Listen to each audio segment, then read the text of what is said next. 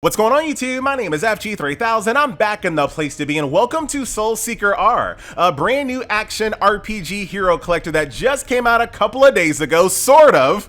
Now, ever since the game has launched, the servers have been down 88.2% of the time. That's an exact percentage. Don't fact check it, just respect it. And because of that, the game currently has a 2.4 star rating on the Play Store due to all of the 1-star ratings that the game has received through all of the downtime, which is not fantastic.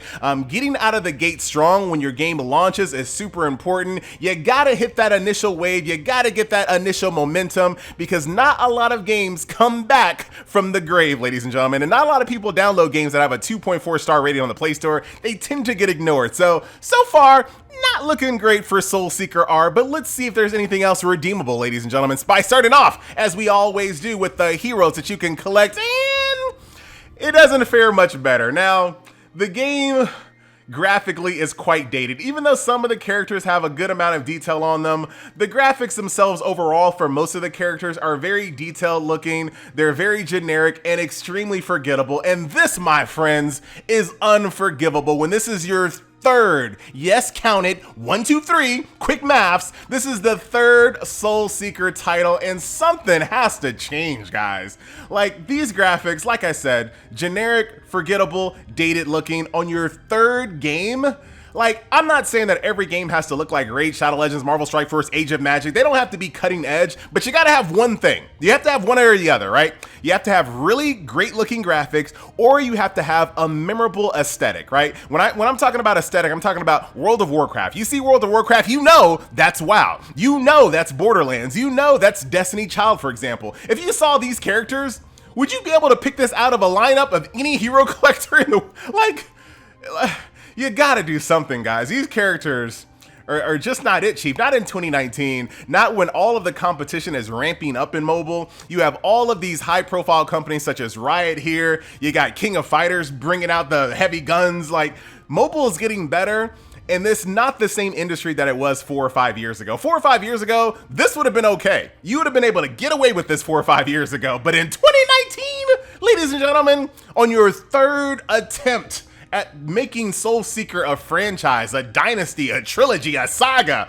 This ain't it, Chief. Do I have to say that the game does not get the FG3000 stamp of approval when it comes to heroes that you can collect double time? Because not only is this a hero collector with dated, generic looking characters, it's also a hero collector where the heroes are actually abilities, and I don't like that. That's subjective though. That is subjective. That's not a real thing. So let's jump into combat.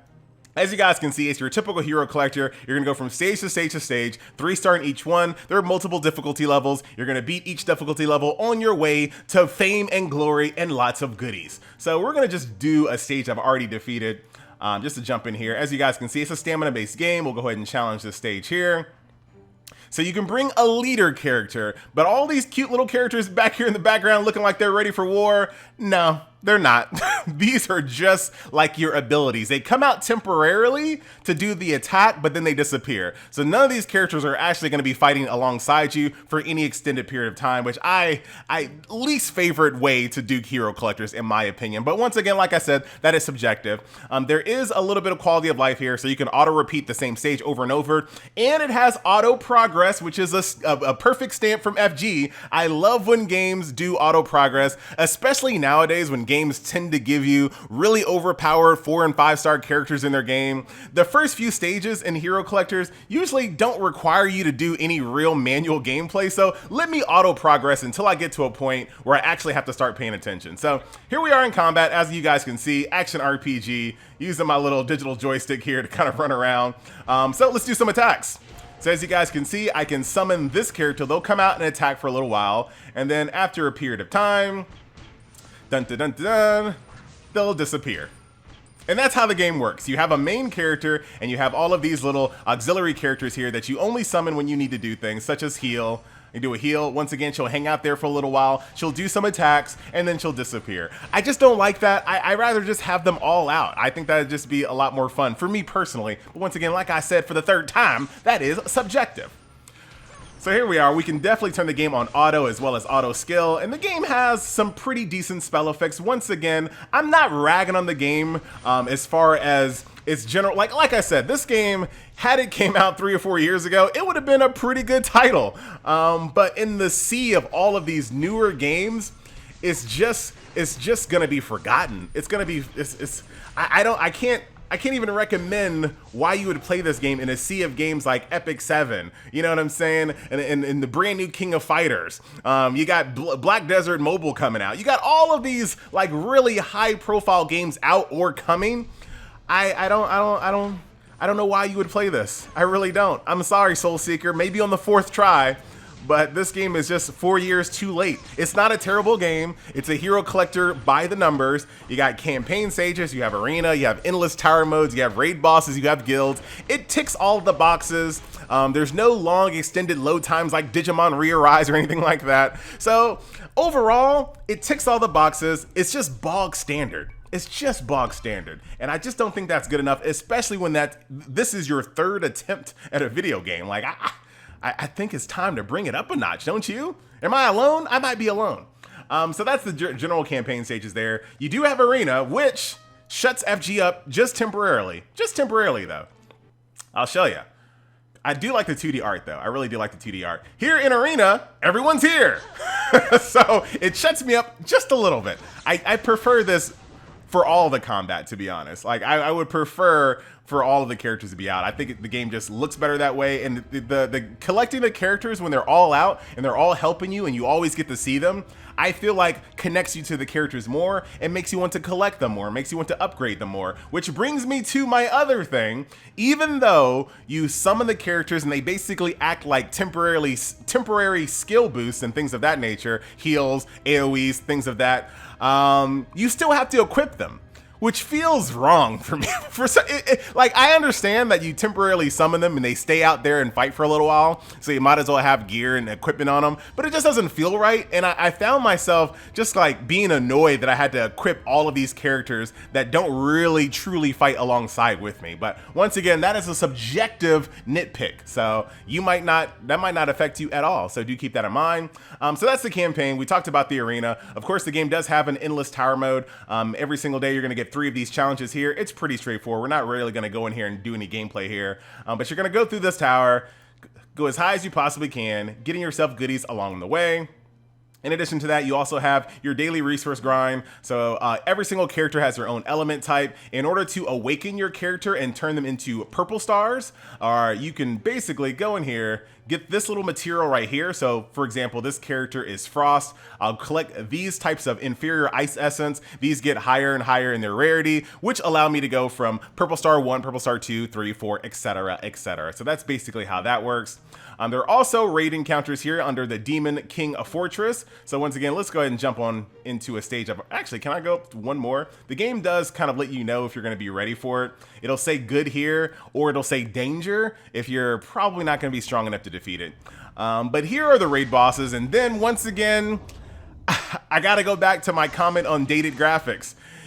And I'm not saying anything good about games like Overhit, for example, but right now in mobile, there are some amazing looking raid boss encounters. Overhit, as much crap as I give that game, the raid boss encounters look amazing. Alloon's another good example. Raid Shadow Legends again. There are some games out there that have some really awesome looking raid encounters that really make you feel like, oh man, I'm fighting something for real. What was that? What was that? That doesn't even look better than Ragnaros, and Ragnaros came out 15 years ago. You know what I mean? Like in WoW Classic. So it's just, I don't think anyone's going to be talking. Actually, I don't think anyone's talking about this game right now. I was going to say, I don't think anyone's going to be talking about this game next month. I don't think they're talking about it right now.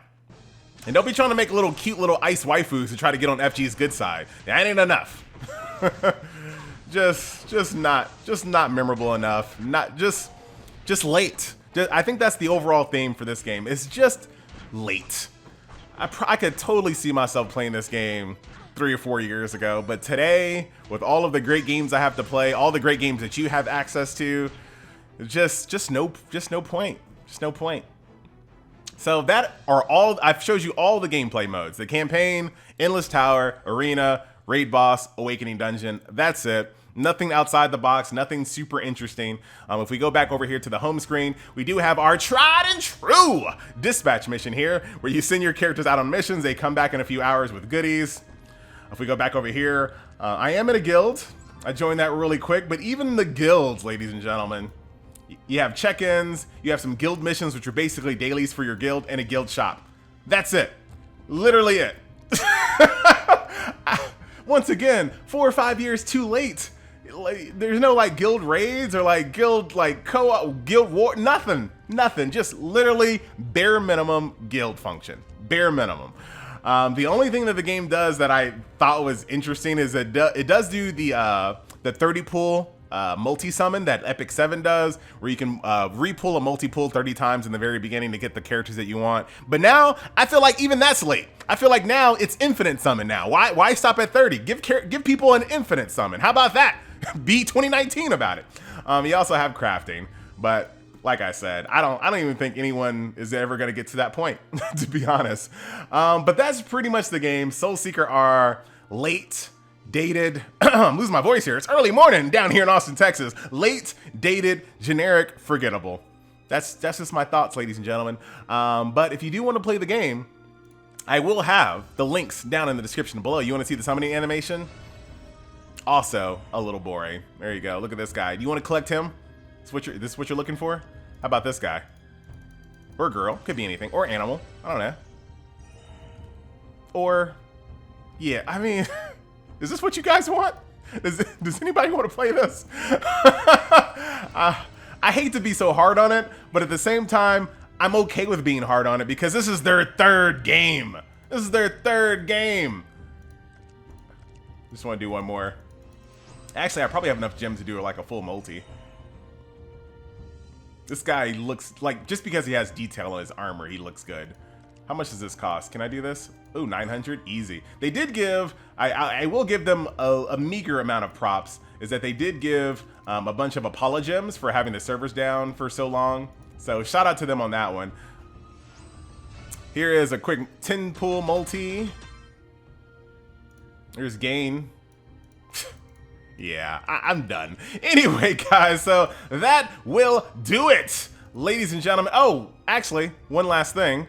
I'll give them a little bit of props on this one. They do have the King's Raid feature here, where you have this bond with characters. Every day you log in, you greet them, you talk to them, you give them gold, and then once you fully bond out with them, you get the character. That's cool. I appreciate that. But that's pretty much. Look, not even clean graphics on his chest. It's all blurry. I'm out. Once again, my name is FG3000. I thank you so much for watching. See you guys in the next video. Later.